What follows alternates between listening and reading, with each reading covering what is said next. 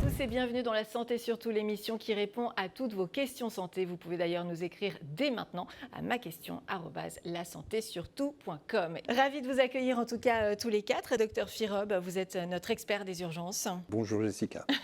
Docteur Marie Mailly, ORL, phoniatre, magicienne de la voix. Bonjour Jessica. Ravi de vous retrouver. Docteur Hubert Bétinger, médecin généraliste tout terrain. Exactement. Toute situation, toute circonstance, on sait que vous êtes là. J'essaye. Bonjour Jessica. Et docteur Romain Deblic, the chirurgien vasculaire. Bonjour Jessica. C'est donc vous. Merci à vous tous. Et on commence d'ailleurs maintenant avec une question pour vous, docteur Marie Mailly, Pierre, 62 ans de Marseille, qui nous dit « J'ai eu la grippe, j'ai perdu le goût et l'odorat et j'ai du mal à les retrouver depuis plus d'une semaine. Est-ce que ça peut ne jamais revenir ?» Alors, ça peut revenir, surtout il faut voir le côté positif. C'est vrai qu'on a beaucoup parlé de l'anosmie, c'est le mot pour perdre l'odorat, qui est souvent lié à l'agueusie, perdre le goût, parce que vous savez, les deux sont liés. Le goût, les goûts fins, c'est lié aux odeurs qu'on sent. Avec la langue, on sait juste dire si c'est salé, sucré, acide ou umami. Et donc la Covid, vous pouvez donner une anosmie, mais la grippe aussi peut donner une anosmie. Donc j'ai envie de dire qu'il faut déjà un peu s'entraîner. Ce qu'il faut faire, c'est pour retrouver les odeurs, il ne faut pas se dire « Ah, là j'ai une odeur que je connais bien, la vanille ». Je ferme les yeux et est-ce que je sens bien la vanille? Non, surtout pas. Il faut préparer son cerveau. Vous prenez des odeurs très basiques, vanille, cannelle, du thym, des odeurs qui vous parlent beaucoup, et il faut vraiment préparer votre cerveau. Je vais sentir de la vanille. Et ensuite, vous la mettez sous votre nez, comme ça, votre cerveau arrive à retrouver les toutes petites voies neuronales qui amènent à l'odeur de la vanille. Donc, il faut faire ça dans un premier temps. Et si vraiment ça prend beaucoup de temps, parce que ça peut prendre beaucoup de temps, il y a des solutions maintenant qui existent. On peut injecter du PRP, du plasma riche en plaquettes. C'est ce qu'on met aux sportifs, non? Pour certains trucs. On en met dans les articulations, on en met dans les cordes vocales, on pourra en parler. Et on peut en mettre dans le nez, au niveau de la fente olfactive, pour redonner un peu de facteur de croissance et rebooster à nouveau l'arrivée des odeurs. Très bien, super intéressant. Merci, docteur Mailly. Moi, je me suis entraîné aux urgences. C'était Oui. pas du tout de la vanille, de la cannelle, du machin comme ça. C'est plus des odeurs de vomi aux urgences. C'était plutôt des odeurs corporelles inattendues. Ah oui. Les bien connus de votre cerveau, mais finalement. c'est très pratique de ne rien sentir par moment. Voilà, donc je ne sais pas en fait si je vais me réentraîner, parce que c'est quand même bien pratique. On a une question, docteur Firob, ça tombe bien. Leïla, 38 ans, de Blagnac. Mon fils s'est plaint d'une douleur brutale aux testicules. Comment savoir si c'est une torsion testiculaire et est-ce que c'est vraiment une urgence? Alors, une douleur brutale aux testicules, c'est toujours une urgence. C'est avant de savoir si c'est une torsion de testicule, plutôt une torsion de cordon spermatique, il faut être examiné par un médecin le plus rapidement possible, parce qu'en fait, quand c'est vraiment une torsion, c'est 3 heures de recours pour arriver à la chirurgie, pour avoir le plus de chances possible de sauver le testicule. Au-delà de 6 heures, on dit que c'est impossible de le sauver. Entre 3 et 6 heures, on est en situation intermédiaire. Donc, c'est toujours une urgence. Il faut aller aux urgences. Alors, pour le coup, je ne dis pas ça tous les jours, mais il faut aller aux urgences tout de suite. Et ça, c'est un motif qui fait qu'on est dans le tri 1 d'emblée? Tri 1. Ah oui, vraiment, à ce Oui, point-là? oui, c'est tri 1 ou tri 2. Il faut être vu tout de suite. Parce qu'il n'y a pas de temps à perdre pour aller à la chirurgie. Et ça fait mal? Est-ce que c'est La aussi torsion douloureux que... La torsion de Ouais. testicule, ça fait très très mal. C'est pas aussi douloureux qu'une colique néphrétique. Il y a des enfants et des jeunes adultes qui ont peur de montrer leurs testicules à qui que ce soit et qui subissent ça pendant 2-3 jours et c'est bien évidemment trop tard. Mais ça fait mal et ouais, en fait, il faudrait prévenir les enfants et que les mamans et les papas préviennent leurs enfants que s'ils ont mal aux testicules, il faut qu'ils en parlent. Ah oui, très très bonne idée. Pensez-y, effectivement. Vous avez des enfants d'ailleurs en bas âge encore. Ah, vous, le vôtre est vraiment très jeune, docteur Oui, Bétinger. Il a encore un petit... A priori, il a encore un peu de temps pour voilà. se faire torsion. Mais vous, est-ce Cela dit, ça que... existe chez les très jeunes enfants et voilà, si jamais on sent que le testicule n'est pas à sa place, qu'il est remonté, que que dès qu'on y touche, le gamin pleure. Il faut leur dire d'en parler, de ne pas avoir peur d'en parler. Merci beaucoup. Docteur Hubert Bétinger, Noémie, 26 ans de Mandelieu, vous envoyez un petit mail et elle vous dit « Je me suis fait une entorse du doigt il y a 4 mois. La radio est normale, mais ça bloque toujours. Pourquoi et qu'est-ce que je peux faire ?» Alors, déjà, si la radio faite initialement est normale, c'est plutôt rassurant. C'est-à-dire que c'est une entorse simple ou moyenne, mais qui n'est pas associée à une fracture qui constitue un facteur de gravité de l'entorse et qui peut amener à une prise en charge chirurgicale. Donc, pour les entorses en général, les traitements bien conduits consistent en une immobilisation de la durée la plus courte possible en général, puis une rééducation avec un kinésithérapeute par exemple. La consolidation des ligaments, donc qui sont les structures atteintes dans les entorses, peut prendre plusieurs semaines, voire plusieurs mois parfois. Si au bout de 3-4 mois, effectivement, il persiste une douleur, voire une raideur, qui est la principale complication des entorses, effectivement, il peut être conseillé de consulter votre médecin traitant ou un chirurgien orthopédique qui évaluera un peu la situation et prescrira des examens complémentaires si besoin. Docteur Deblic, une question pour vous. C'est Benoît, 40 ans, de Fontainebleau, qui vous écrit et il vous dit quels sont les facteurs de risque des maladies des artères, comme l'artérite notamment, et comment peut-on les prévenir ? Alors, les facteurs de risque des maladies des artères, ce sont les facteurs de risque cardiovasculaires, donc ceux qu'on va rencontrer chez tous les patients qui sont cardiovasculaires, c'est-à-dire des patients qui vont être fumeurs, hypertendus, diabétiques, avec du cholestérol, sédentaires aussi, et qui peuvent avoir aussi des facteurs de risque familiaux, donc des facteurs de risque héréditaires, avec des parents qui auront eu des AVC ou des infarctus avant l'âge de 60 ans en général. Et donc pour lutter contre ces facteurs de risque, il faut adopter des mesures hygiéno-diététiques. Donc il faut arrêter l'intoxication de tabac, donc en se faisant aider par des tabacologues ou bien en prenant des substituts nicotiniques. Il faut aussi améliorer son alimentation. Donc il faut manger moins gras, moins salé, moins sucré en gros. Faire de l'activité physique. Donc, faire de l'activité physique, ça va être marcher environ 30 minutes par jour, 5 jours par semaine. Et puis, il faut consulter son médecin pour se faire aider si besoin. Merci beaucoup. Docteur Marie Mailly, je déteste ma voix. Y a-t-il des moyens de l'arranger un petit peu ? C'est une question de Gisèle. Elle a 42 ans, elle habite à Orléans. Alors, Gisèle fait sûrement partie des femmes qui n'aiment pas leur voix parce que souvent elle est trop grave. En tout cas, C'est beau pourtant les voix graves. Oui, c'est beau, mais les patientes me disent souvent, je suis un peu agacée qu'on me dise bonjour monsieur au téléphone ou qu'elles ont la voix très monotone. Elles n'arrivent pas beaucoup à moduler leur voix. Et souvent, c'est dû au tabac. Et donc, les femmes comme Gisèle qui n'aiment pas leur voix parce qu'elle est trop grave, la bonne nouvelle, c'est que arrêter de fumer, c'est bon pour les artères, mais c'est aussi bon pour la voix. Et donc, elles peuvent retrouver une voix un peu plus aiguë, un peu plus mélodieuse après l'arrêt du tabac. Et surtout, on peut les opérer, je peux les opérer en enlevant l'œdème de leur corde vocale. Contrairement aux hommes qui, eux, ont aussi des cordes vocales qui gonflent à cause du tabac, mais ils ne viennent pas consulter pour ça. Souvent, les hommes, c'est l'inverse. Ils trouvent que leur voix est trop aiguë ou trop musicale. Ça ne leur correspond pas, c'est un complexe.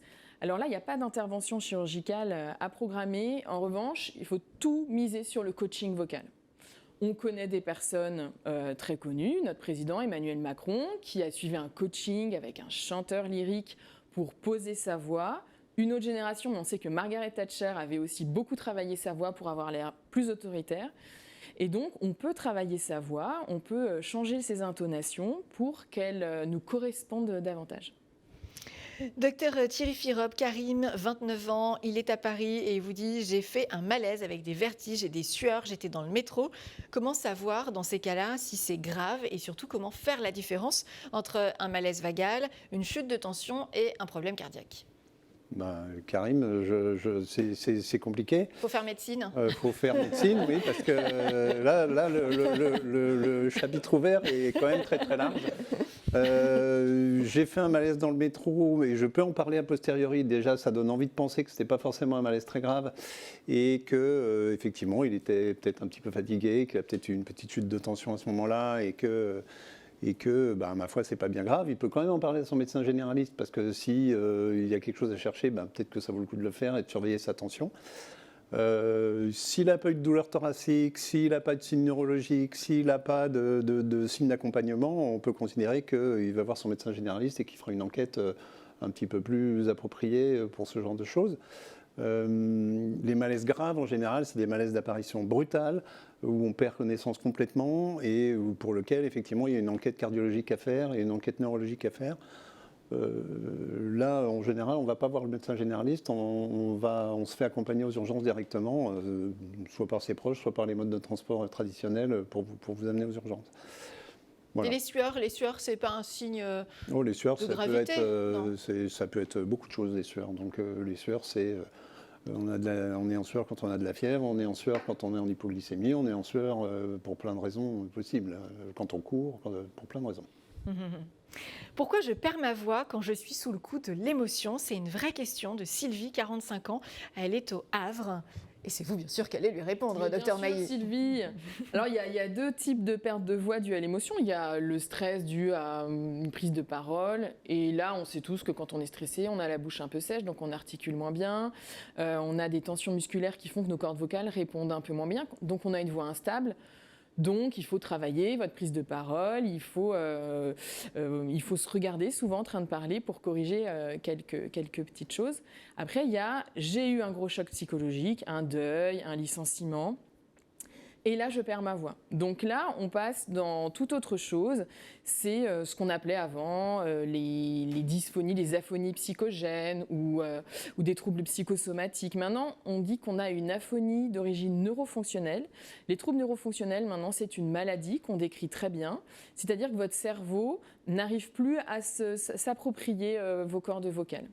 Et c'est une maladie qui est difficile à traiter. Il faut vraiment consulter souvent plusieurs soignants pour qu'on vous prenne en charge et pour qu'on vous aide à retrouver votre voix parce qu'a priori, vos cordes vocales fonctionnent très bien. Mais c'est juste qu'il faut vous aider à gérer les traumatismes et à réapprendre à parler en quelque sorte. Impressionnant. Et ça fonctionne avec le temps? Il faut beaucoup de temps. Il faut beaucoup de temps et il faut être bien encadré. Mon fils a de la fièvre depuis plusieurs jours avec des pics pouvant monter jusqu'à 41,3 sans pour autant avoir d'autres signes, tout simplement. Comment l'expliquez-vous, docteur Bétinger? Question de Catherine, 34 ans, Boulogne-Billancourt. Alors, il y a plusieurs possibilités. C'est vrai que la fièvre de l'enfant, c'est un motif de consultation qui est très fréquent et qui est source d'angoisse pour beaucoup de parents, à juste titre. Il faut savoir que dans la majorité des cas, chez les enfants, les fièvres, même si elles sont nues, c'est-à-dire pas accompagnées d'autres symptômes, sont dues à des infections bénignes d'origine virale la plupart du temps, voire bactérienne, par exemple dans certains cas d'otite. Ce qui compte en général chez les enfants, quel que soit l'âge, sauf pour les enfants de moins de 3 ans, qu'on écarte là, parce que c'est un cas un peu particulier, de moins de 3 mois, pardon, c'est la tolérance de l'enfant vis-à-vis de la fièvre, et pas forcément le chiffre de la fièvre qui ne veut pas dire grand-chose en soi. Il faut voir si l'enfant continue à avoir un comportement normal, surtout après la prise de paracétamol, si c'est un enfant qui joue, qui mange encore, qui n'est pas complètement somnolent ou abattu. Dans ce cas-là, c'est des facteurs quand même qui sont plutôt rassurants. Donc pensez bien à donner du paracétamol, à voir s'il y a quand même d'autres symptômes qui permettent d'orienter vers une infection virale, un nez qui coule, une plainte au niveau de la gorge pour les plus grands enfants, une toux. Et puis en général, s'il n'y a pas d'autres symptômes et que l'enfant tolère bien, il est conseillé de consulter quand même son médecin au bout de 3 à 5 jours pour les enfants un peu plus grands pour voir s'il n'y a pas effectivement une infection bactérienne sous-jacente ou une autre cause non infectieuse. Parfois, c'est beaucoup plus rare, mais ça arrive à la fièvre. Voilà. Mais ce qu'il faut retenir en tout cas, c'est que chez les enfants, c'est plus la tolérance de la fièvre qui compte et qu'il faut surveiller plutôt que le chiffre en soi. Parfait, docteur Bétinger. Et une question pour vous maintenant, docteur Firob. Aïcha, 49 ans, elle est à Grenoble et elle vous dit « J'ai des vertiges quand je tourne la tête avec des nausées et l'impression que tout tourne autour de moi. Est-ce que c'est forcément grave ?» Mais ils m'en veulent avec les vertiges aujourd'hui, non, un truc comme ça. Ils m'en veulent en fait. Ok. En fait, les vertiges, c'est aussi un grand chapitre parce que tout et n'importe quoi est étiqueté vertige chez les patients. Après, le vertige brutal, rotatoire, comme on peut le décrire, en particulier par les ORL, c'est en général pas grave, mais c'est très handicapant. Ça se traite, donc une partie arrive aux urgences et on met en place des traitements pour les soulager, mais après il faudra qu'il y ait un bilan ORL qui soit fait pour arriver à comprendre l'origine du vertige. Et il y a d'autres types de vertiges qui sont des vertiges non périphériques, qui sont des vertiges centraux, qui sont eux neurologiques et qui sont en général accompagnés de signes neurologiques comme des maux de tête, comme des signes neurologiques différents périphériques. Et à ce moment-là, eux, il faut les prendre en charge, ils sont plus graves et il faut les prendre en charge de façon plus immédiate avec les neurologues. D'accord, donc on part du vertige et en fonction des signes associés, c'est ça, vous allez En fonction de la orienter. chronologie, en fonction des signes associés, on va pas mettre du tout la même stratégie au départ. C'est assez fréquent, j'en profite, vous êtes phoniatre, mais vous êtes quand même ORL à la base. Oui. Alors j'en profite, c'est assez fréquent ça, hein, ce type de problème. Hein. C'est assez fréquent. C'est vrai que le premier vertige à éliminer, c'est le vertige d'origine neurologique, qui est vraiment une urgence. Et une fois qu'on l'a éliminé, on se tourne vers les ORL. Donc là, ce que la patiente décrit, c'est peut-être plus un vertige positionnel paroxystique bénin, c'est-à-dire on a l'impression qu'on est dans un manège dès qu'on tourne la tête dans une certaine position. C'est dû à un petit cristal qui est dans l'oreille interne qui est à un mauvais endroit. Et soit ça passe tout seul au bout de 3 semaines parce que le cristal se désagrège, mais dans ce cas-là, il ne faut jamais dormir du côté où ça tourne, évidemment, parce que sinon on est vraiment très mal. Ou soit vous allez chez un ORL ou un kinésithérapeute vestibulaire qui fait des manœuvres, il vous met comme ça de droite à gauche, pour remettre le cristal à l'endroit où il devrait être. Très très bien. On parle encore de... Après, ce que vient de dire Marie, c'est que l'accident vasculaire cérébral, ça reste une obsession. Et donc, il faut consulter très rapidement parce que c'est ça qui compte en premier. Et donc, il faut d'abord éliminer ça. Donc, voilà. Effectivement. Oui, là, pour le coup, mieux vaut consulter, entre guillemets, pour pas grand-chose, plutôt que passer à côté d'un AVC. Là, pour le coup... Mais pour le coup, c'est aussi un grand chapitre de la médecine. Et on ouvre 2 spécialités en même temps, voire 3, parce qu'il y a des vertiges d'origine cardiologique, mais il ne faut pas trop traîner. Si c'est un urgentiste qui vous dit ça, c'est que vraiment... 2 fois aujourd'hui. 2 fois, il vous dit d'aller aux urgences aujourd'hui. sans hésiter, hein, si jamais.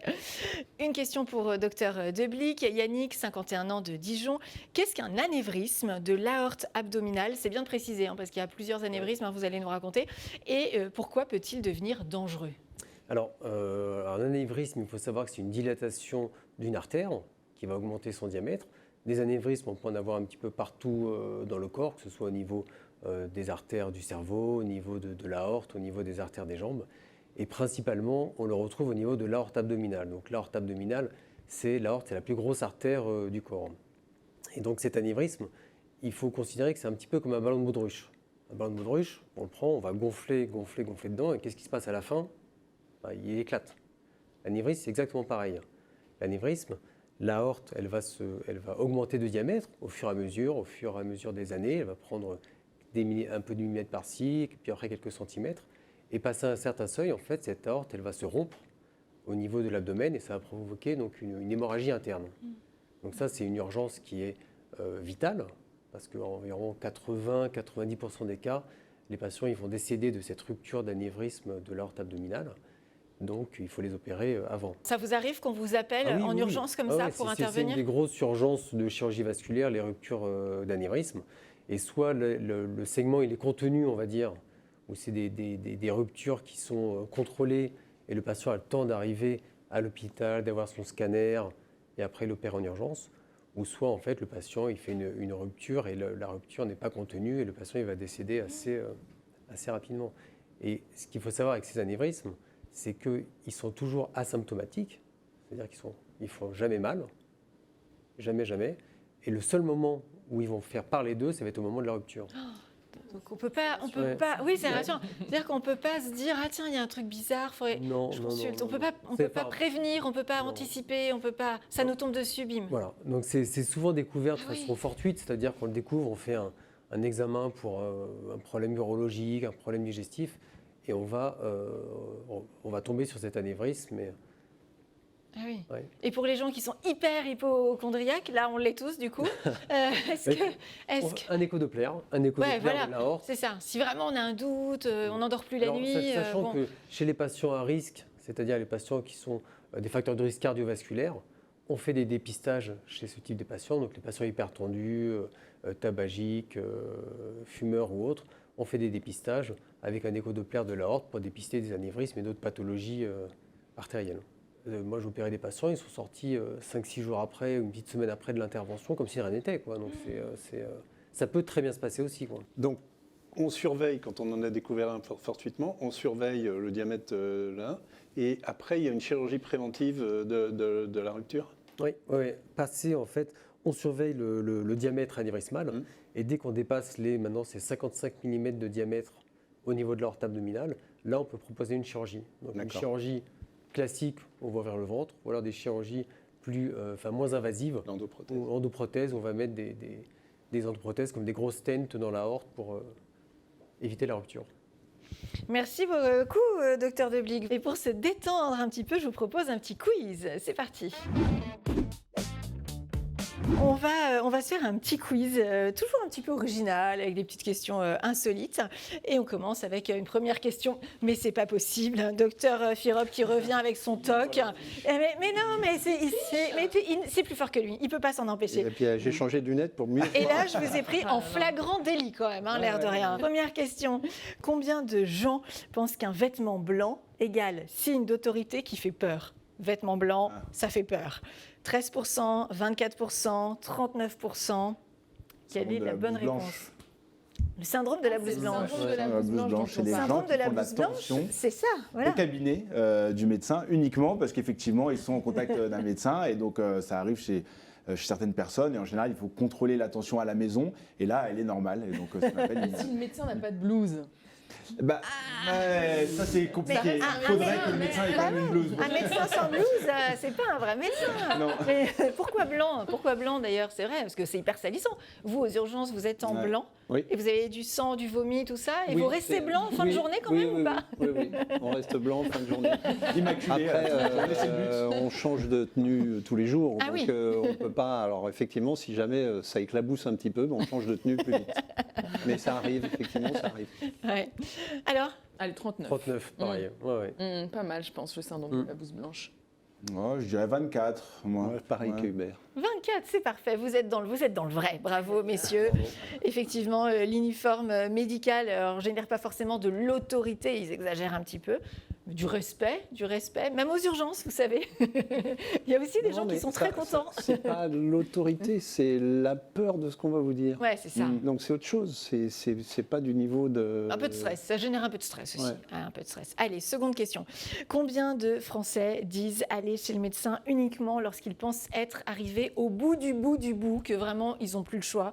Ils ont tout essayé, hein, la tisane de thym, le miel, La bouillotte? tout, la bouillotte. Ils ont tout essayé, vraiment aucune amélioration. Et là, ils se disent, j'ai plus le choix, je suis obligée d'aller aux urgences. 10%, 27%, 40%.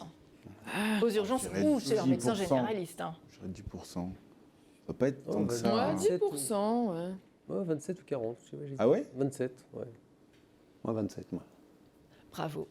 27%, quand même, effectivement. hein. Ouais, quand Plus même. d'un tiers attendent le mode urgence absolue pour commencer à consulter. C'est d'autant qu'en ce moment, c'est compliqué de consulter parce que les délais de réponse de la médecine générale, pardon Hubert, sont... Vous êtes trop overbooké. Non, mais on n'est pas... Ils sont submergés, la densité médicale n'est pas Ils ne sont pas assez. Donc c'est fort pour répondre à la c'est demande, compliqué. ouais, bien Donc comme ils n'arrivent pas à accéder, ils vont attendre, et puis voilà. Troisième et dernière question, quel est le pourcentage de Français qui se disent hypersensibles à la météo et qui ressentent des douleurs juste avant la pluie? Genre, ils ont mal au dos, puis ils se disent, il va pleuvoir. C'est le rhumatisme, docteur. Exactement. Est-ce qu'ils sont 19%, 41% ou 59% des Français à ressentir cet effet météo qui joue sur leur corps? 19. 19. Moi, je dis 19 aussi, mais j'ai perdu jusqu'à présent. Alors... Du coup, j'allais dire 19, mais je sais pas. Non, je vais dire la deuxième. Alors, c'était 40 et quelques. 40. 19, 41, 59%. Vous pouvez jouer aussi chez vous, même s'il n'y a rien à gagner. 19. 19%. Eh bien non, vous avez encore perdu, docteur Mailly. Je suis désolée, décidément. Il faudra revenir. J'ai bien fait de changer. Vous avez bien fait de changer parce que c'est bien 41%. Effectivement, alors c'est une sensation réelle, non prouvée scientifiquement a priori pour le moment. Mais effectivement, les rhumatismes, il y a beaucoup de gens qui ressentent ça et qui nous annoncent la météo un petit peu. L'humidité, voilà. C'est Il y aura un effet sur le liquide, l'articulation. Voilà. Docteur Deblic, pas d'avis sur la question? Pas trop. Mais oui, ça doit jouer. Ça doit jouer. Ouais. Là, on voit qu'il y a des ruptures d'anévrisme justement de l'aorte abdominale qui sont liées un petit peu, qui sont saisonnières et liées un petit peu à la pression dehors. Ah bon? La pression atmosphérique. Donc par exemple, les moments où on est le plus à risque, ça va être quand alors? C'est vers Quelle l'automne. saison? Vers l'automne. On voit qu'il y a un peu plus de rupture d'anévrisme de l'aorte et c'est vrai qu'il y a quelques petits liens comme ça où on voit des périodes et c'est par vague. Où pendant 3-4 mois, il n'y aura rien, puis 3-4 mois et plus de... Et par exemple, les voyages en avion, ça a un impact? Non. Pas que je sache. Mais... On va faire une émission spéciale anévrisme. Il y a beaucoup de sujets. Le stress, c'est pire que la météo. Oui, le stress, ça c'est sûr. Et puis c'est universel, effectivement. Merci à vous 4 pour votre participation à cette émission. Avec plaisir. Merci Jessica. Mais en chœur, magnifique. Oui. Vous avez répété un petit peu avant? La prochaine fois, on le fera en canon. Ouais. Encore mieux. Merci à vous d'avoir posé vos questions. Vous pouvez continuer à nous les envoyer. Ma question @lasantésurtout.com. À bientôt et n'oubliez pas, la santé surtout.